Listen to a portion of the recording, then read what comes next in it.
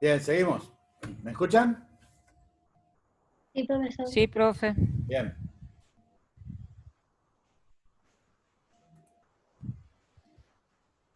Profesor, Dorrego dice que está sin internet y no se puede conectar tampoco con el teléfono. Dice que le disculpe. Bueno, entonces, ¿sabes qué? ¿Alguna de ustedes que me ponga Dorrego con problemas en internet? Yo sé por lo Bueno, menos que... Igual le subo el PDF de esta clase, le subo entonces al aula, ¿eh? bueno, profe, gracias. Como para que tenga a mano allá.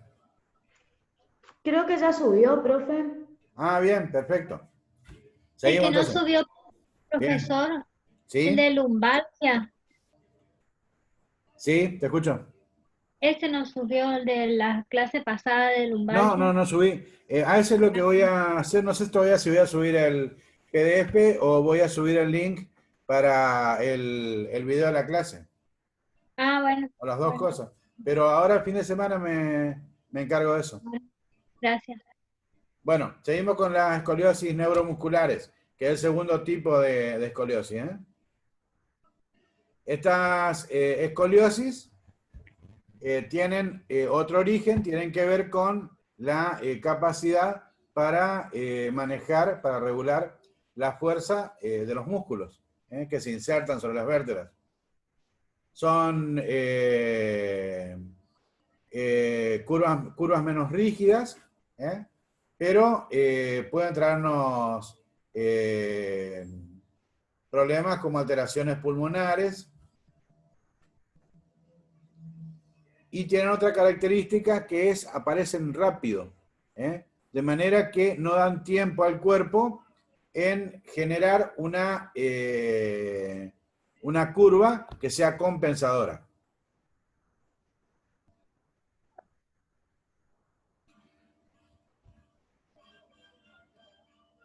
De manera que pueden llegar a desequilibrar la cabeza. La persona queda torcida así y desequilibran la cabeza. No pueden mantenerse a veces ni siquiera sentados. Bueno, acá tenemos las neuropáticas de causa neurológica, entonces. Por ejemplo, en el caso de parálisis cerebrales, la siringomielia, tumores neurológicos. Y tenemos las de causa muscular, como por ejemplo las miopáticas. Se llaman miopáticas. Pática viene de patología, enfermedad. O sea, enfermedad neuropática significa por enfermedad neurológica y miopática significa por enfermedad muscular. Bueno, en este caso, por ejemplo, en el caso de las miopáticas, tenemos, por ejemplo, las artrogrifosis y las distrofias musculares. La más conocida de todas, en este caso, debe ser la de Duchenne, se llama.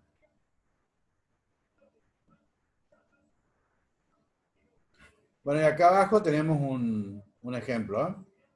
Ven cómo es una curva única, sin curva compensadora y muy pronunciada.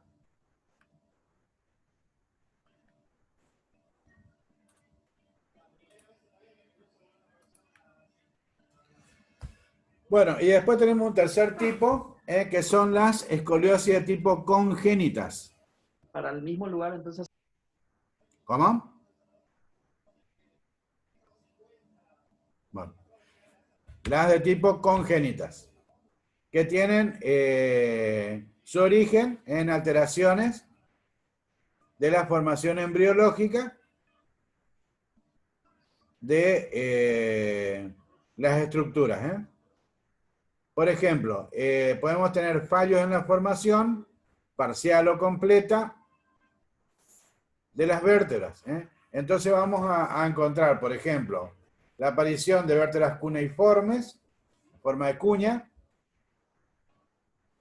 las hemivértebras, es decir, se forma la mitad de la vértebra nada más,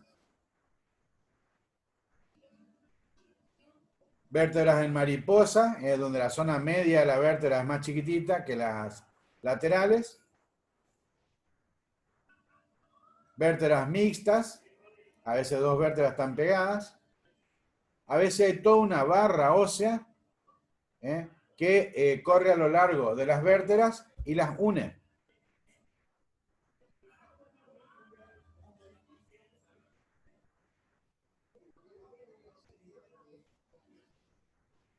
Si la barra es bilateral, suele tener mejor pronóstico, aunque la barra impide la movilidad. Pero si la barra es unilateral, suele tener mal pronóstico, ¿eh? Se suele pronunciar muchísimo la escoliosis. Y el otro tipo es por fallos de asegmentación. En este caso, por ejemplo, en el caso de la segmentación de las costillas, hay un solo bloque, por ejemplo, de costillas, o hay falta de la formación de costilla, la agenesia,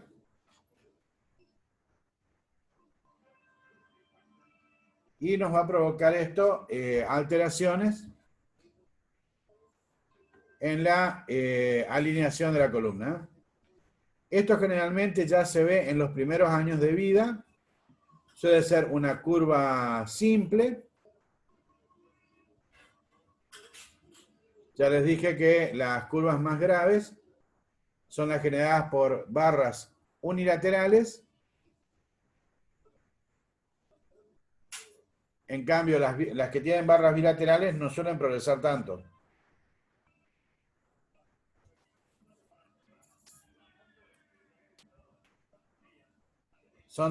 Tienen dificultades para predecir la progresión, pero pueden llegar a progresar desfavorablemente, así que hay que controlarlas.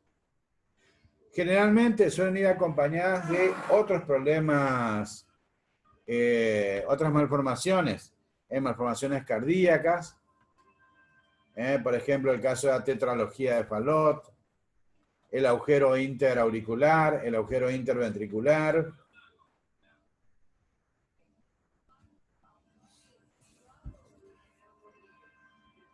La malposición de los vasos, de los grandes vasos.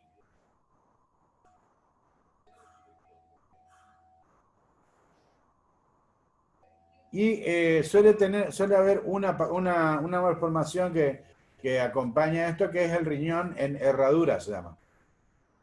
Donde los dos riñones están unidos así, y uno los mira y tienen la forma de una herradura.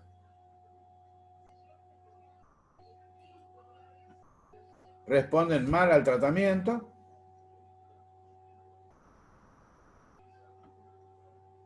Y a veces aparecen con una paraplejía. Es decir, el chico de golpe queda paralítico. Y ahí empieza el problema.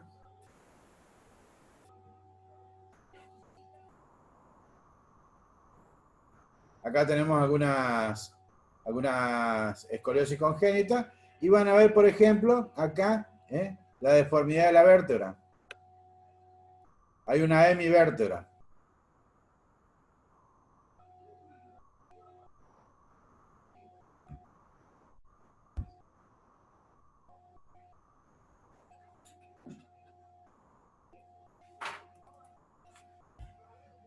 Bueno, tenemos el cuarto tipo de enfermedad de escoliosis. Son las escoliosis neurofibromatosas. Esto es lo que yo les había comentado hoy. Por ejemplo, en el caso de la enfermedad de von Recklinghausen. O neurofibromatosis vertebral. Esta enfermedad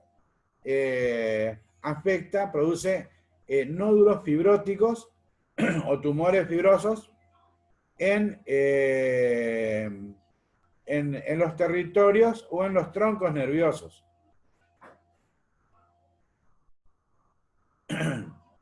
Se denominan neurofibromas. Son neurofibromas periféricos porque atacan a las raíces nerviosas.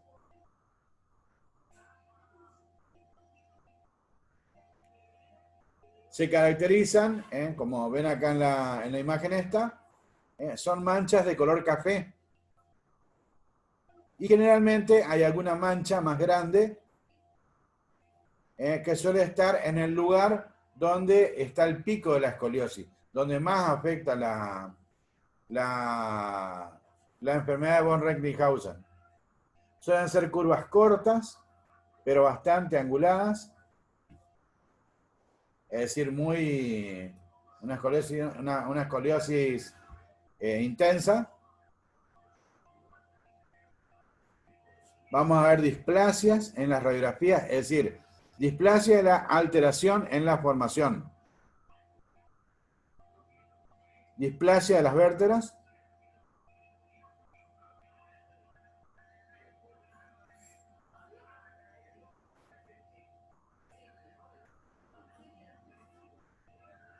Esta tiene la característica de que, mientras que las otras escoliosis generalmente se detenían cuando terminaba el crecimiento, esta escoliosis suele seguir progresando.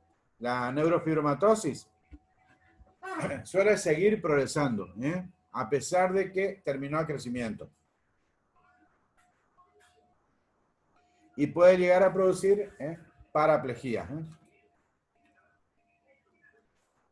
¿Se acuerdan? Monoplegia era la parálisis de una raíz nerviosa o de un miembro.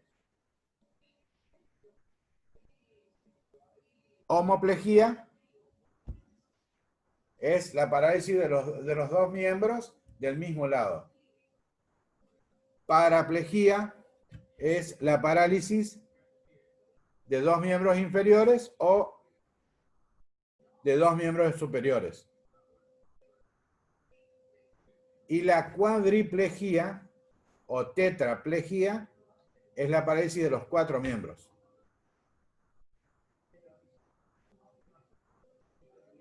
¿Entendido? Sí, profe. Seguimos. Bueno, tenemos otras enfermedades, otras escoliosis producidas por enfermedades mesenquimales se llaman, como es la enfermedad de Marfan, esta.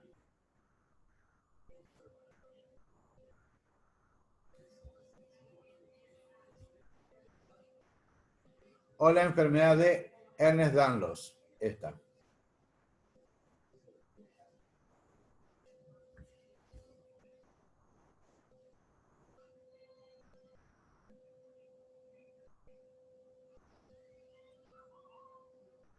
¿Vieron a esta gente que hacen, cómo se llama?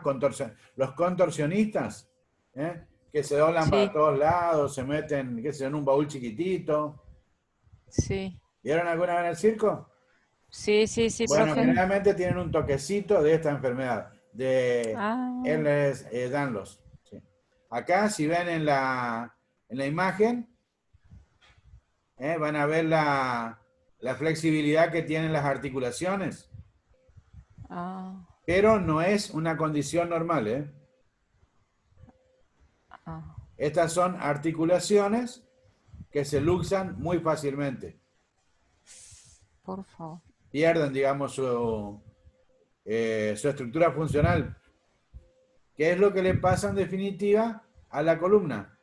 ¿Entienden? Como los ligamentos y las estructuras no son capaces de contener a las piezas óseas en su lugar, empiezan a deformarse. Ah, Y esta otra es la enfermedad de Marfan, que es caracterizada por miembros largos y la persona es muy flaca.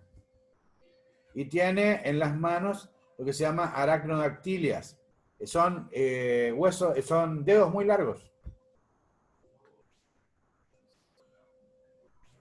Bueno, también pueden producir entonces estas patologías escoliosis. Tenemos las escoliosis postraumáticas, provocadas por traumatismos, fracturas vertebrales, o en el caso de cirugías, por ejemplo, en las que haya que sacar estructuras vertebrales, estructuras óseas, o después de toracotomías, por cirugía de corazón o de pulmón, o por irradiación que afectaron alguna vértebra en especial, esta destrucción somática, la destrucción del cuerpo de la vértebra, provoca alteraciones en su estabilidad y se tuercen.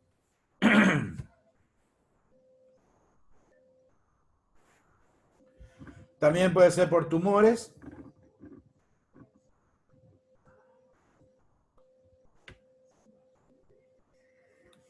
Por eso hay que estudiar las escoliosis dolorosas, porque puede estar siendo causada por un tumor benigno, pero que es doloroso, que se llama osteoma osteoide.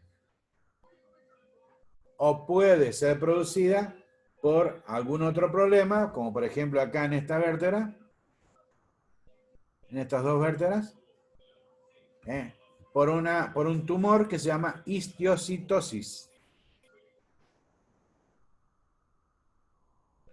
También hay problemas metabólicos, como la homocistinuria, o problemas infecciosos, las osteomielitis vertebrales, que terminan carcomiendo el cuerpo de la vértebra colapsa y ahí la columna se tuerce. Las metabólicas, ¿cómo se llamaban? Enfermedades, homo. En el caso de las metabólicas, la homocistinuria ¿Y por qué? es por un aminoácido. Es la producción de un aminoácido, ¿cómo se llama? Defectuoso. Ah,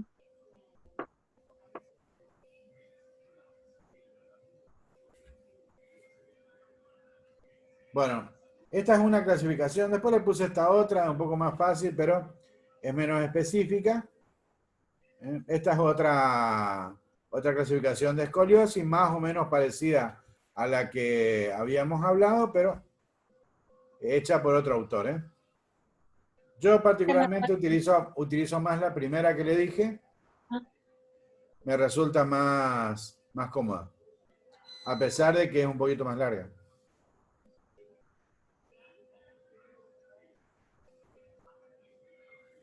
¿Estamos hasta ahí? sí. Bien. Sí, profe. En el caso de las escoliosis no estructuradas, tenemos la postural, la histérica, la producida por dismetrías de los miembros,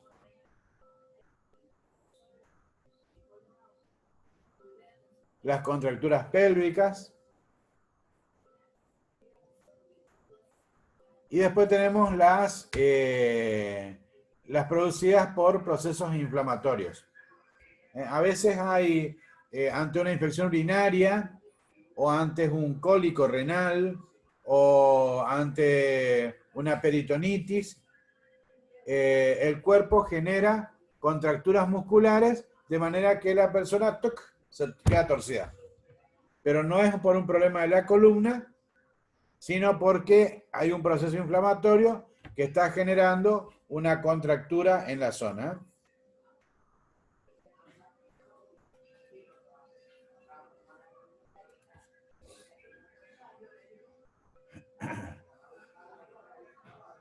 Bueno, hoy hablamos de que las escoliosis idiopáticas, que eran las que se veían en un 80%, 90% de los casos, no tenemos explicación.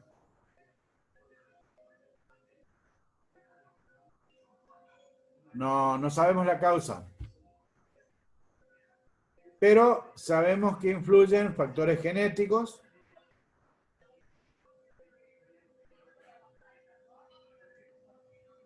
que afectan el desarrollo del sistema nervioso,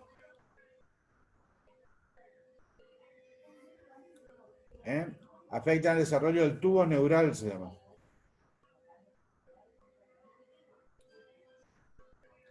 Hay factores metabólicos, hay factores bioquímicos,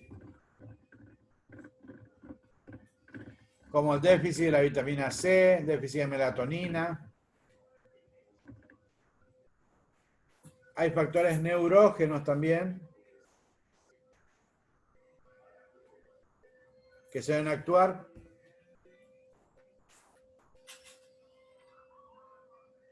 Bueno, y así se vio que la escoliosis idiopática tenía cierta tendencia hereditaria. Es decir, en la familia, si hay alguien que tenga escoliosis idiopática, hay que buscar porque seguramente algún otro miembro de la familia vamos a encontrar con ese problema, ¿eh? Porque tiene cierta tendencia hereditaria. Y sobre eso, todo, ¿cómo? profesor, y eso tampoco, eso puede ser consecuencia también del tema del pie plano. Bueno, no, pero ahí estamos hablando ya, es lo que hoy hablábamos, de una Ah, escoliosis postural o compensatoria. Es decir, vos torcés tu columna para compensar un problema que está en algún otro lado. ajá. Pero no es un problema de la columna.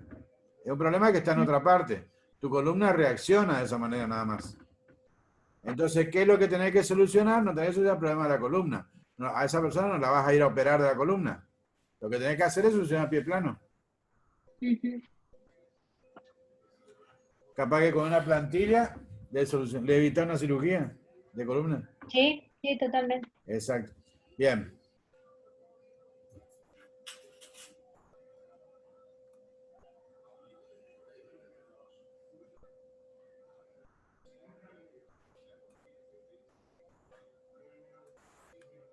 ¿Cómo hacemos el diagnóstico? Uno es la clínica, ¿eh? Por ejemplo, el tener un hombro más alto que el otro, una escápula más salida que la otra, o de alturas asimétricas. En las mujeres, algún relieve más acentuado de alguna de las mamas. Ustedes saben que antes a las escoliosis no las diagnosticaba el médico, las diagnosticaba la costurera, la modista. Porque, Cuando empezaba a medir claro, la exactamente. ropa, Tenía problemas para confeccionar los vestidos, ¿sí? Así era. quedaban todos chuecos. Sí, más o menos así. O se la suele descubrir en los colegios, pues vieron que hacen un poco piden radiografía, piden algunos estudios. Bueno, en esas revisaciones suelen descubrir las escoliosis.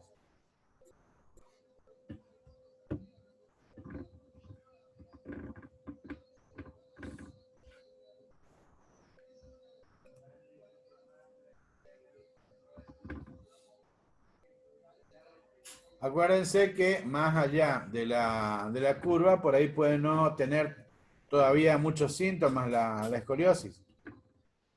Por eso hay que estar atento durante la observación del paciente. Pero hay una característica que hay que llamar la atención y es el dolor. El dolor generalmente está ausente en estos pacientes. Y cuando está presente hay que sospechar un osteoma osteoide, que es un tumorcito benigno que puede afectar a la vértebra. Bueno, las curvas hay de 3 tipos. Tenemos las curvas torácicas, estas de acá, que son las que se encuentran el ápex de la punta, o sea, la punta de la curva, la vértebra más pronunciada en la escoliosis, se encuentra entre T2 a T11, es decir, entre la vértebra torácica dorsal 2 y la dorsal 11.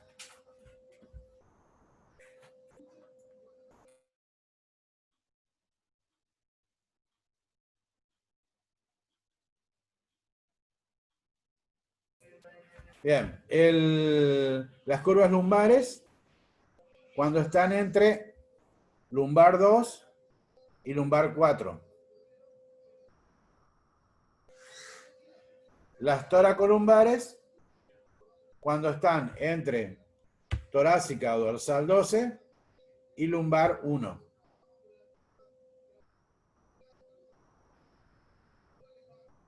Y las curvas dobles, en donde encontramos la curva dorsal y la curva lumbar, que suele presentar dismetría en los miembros inferiores.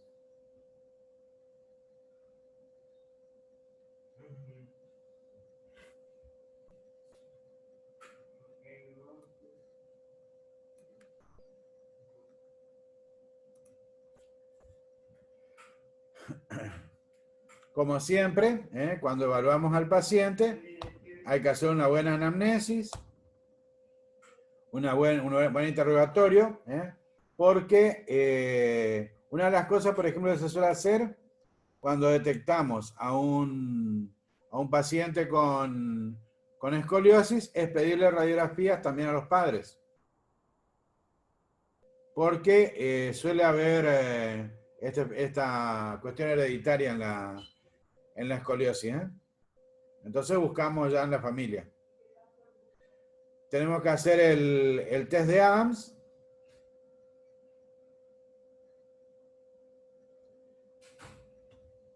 Y solemos utilizar como mnemotecnia.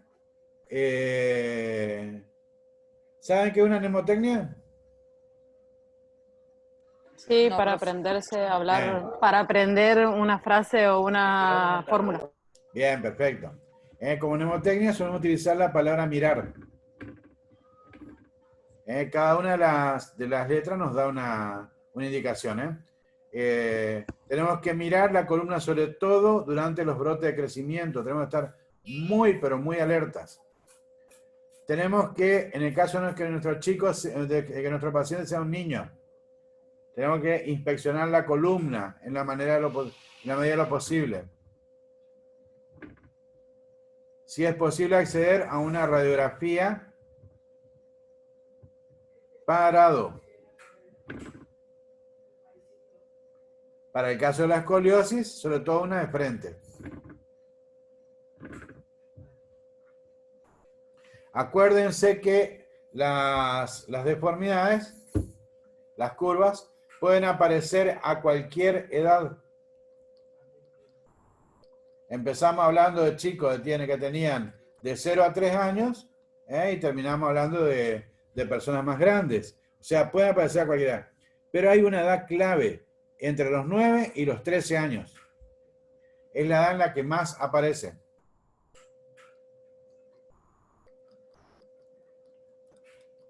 Y si es posible, si detectamos de una escoliosis, sugerir a los padres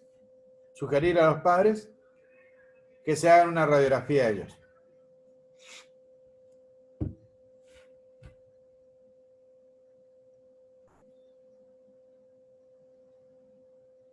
¿Por qué le pido una radiografía parado al chico o a la persona con escoliosis? A ver, ¿quién me explica? ¿Quién me da una pista? Para ver cuán grave es la deformación de la curvatura de la escoliosis. Claro, exactamente, porque con el peso, con la gravedad, se acentúa la escoliosis. Yo puedo ver cómo trabaja esa columna en esa situación de estrés, digamos. Pero después lo otro, ¿cómo se llama? Porque puedo llegar a tener una persona con una columna normal, pero en el momento en que se acuesta, se desorienta en su posición, en el espacio, y puede simularme una escoliosis. Yo puedo ver una radiografía con la columna torcida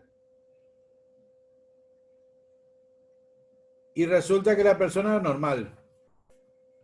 Profe, ¿y se pide en los tres planos, así como había dicho? Claro, exacto.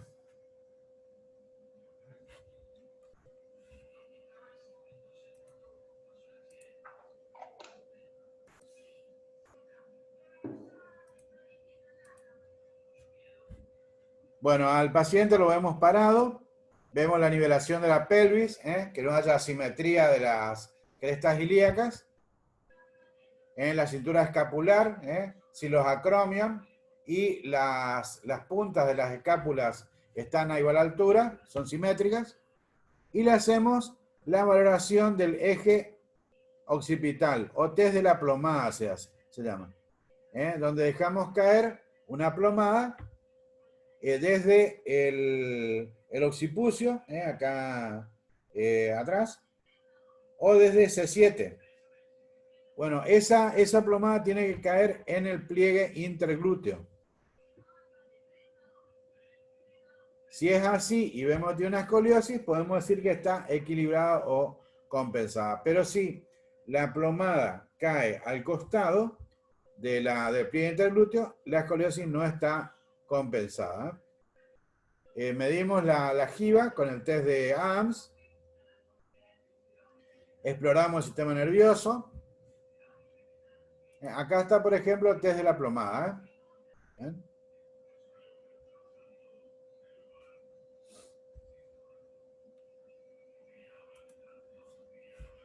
Bueno, el diagnóstico lo hacemos por radiografía. Y en esa radiografía medimos lo que se llama el ángulo de la curvatura por el método de Cobb, o por el método de Ferguson.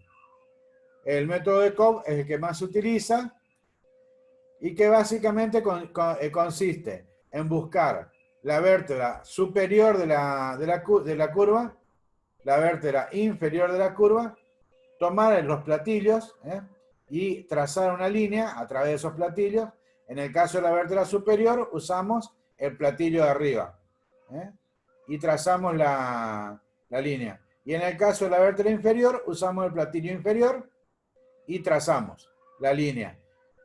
Cuando estas líneas se interconectan, medimos el ángulo y eso nos da el ángulo de la curva de la escoliosis. Cuando una curva está entre 10 y 24 grados, podemos decir que la escoliosis es leve. Cuando está entre 24 y 50 grados, ya hablamos de una escoliosis moderada. Y cuando tiene más de 50 grados, podemos decir que la escoliosis es severa o grave. ¿Entendieron?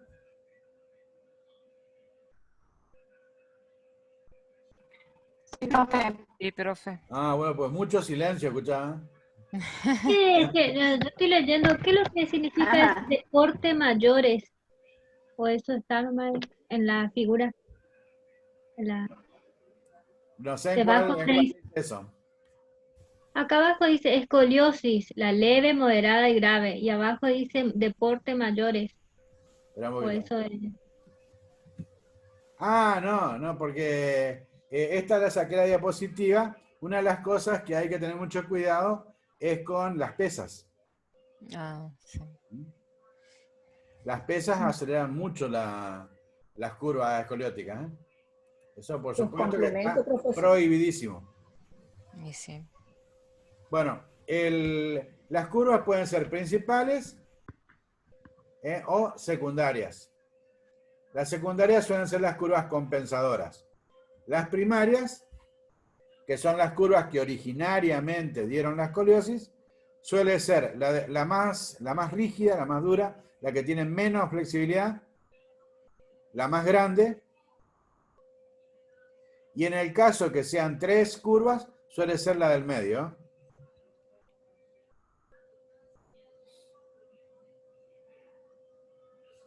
Bueno, en las radiografías, cuando nosotros miramos, vamos a ver una imagen en forma de lágrima que corresponde a la apófisis espinosa de la columna, de la vértebra que estamos mirando. Bueno, en el caso de las rotaciones vertebrales, vamos a ver que esa lágrima se corre del medio de la vértebra. Y la vamos a ver hacia un costado. Eso tenemos que marcar con una cruz. Y nos va a hablar de la rotación que tiene esa vértebra. También nos interesa saber la edad esquelética o grado de maduración ósea. Y bueno, hay muchas formas de ver la edad ósea, la maduración ósea, para saber si esa vértebra, esa escoliosis va a seguir va a seguir aumentando su evolución. Bueno, para eso podemos ver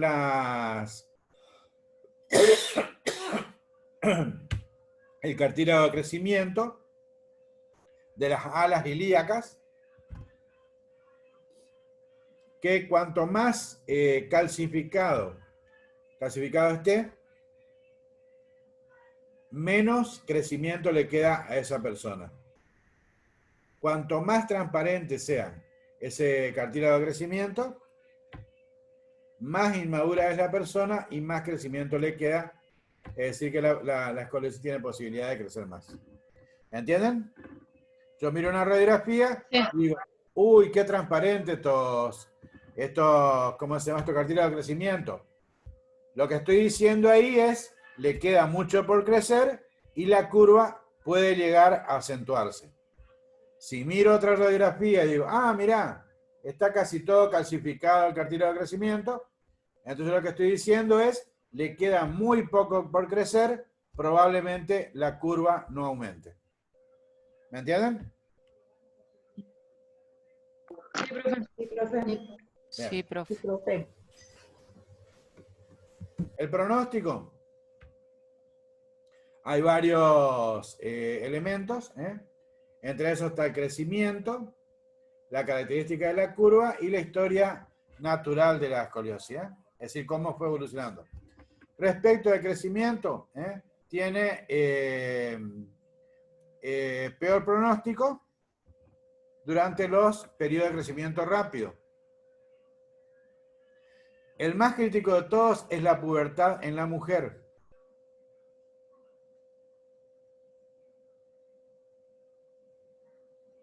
Y sobre todo, la aparición de la menarca, de la primera menstruación. En ese momento la mujer tiene muchos cambios, entre esos los cambios de crecimiento, y puede acentuarse la escoliosis.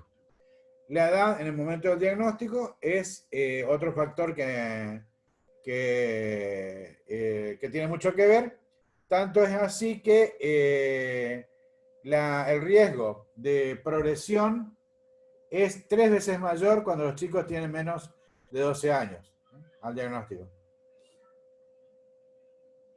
En las chicas es más probable que también evolucionen a curvas graves. Por eso el sexo tiene que ver con eso.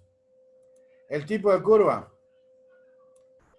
Las curvas que tienen más de 30 grados en pacientes jóvenes, inmaduros, tienen mucho riesgo de empeorar. Las dorsales tienden a empeorar. Y cuando hay 2 curvas primarias.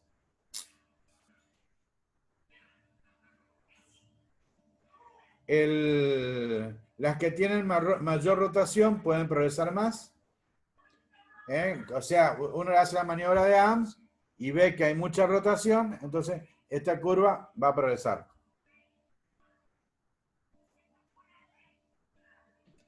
La presencia de una hiperlordosis conjunta a la escoliosis es un mal pronóstico.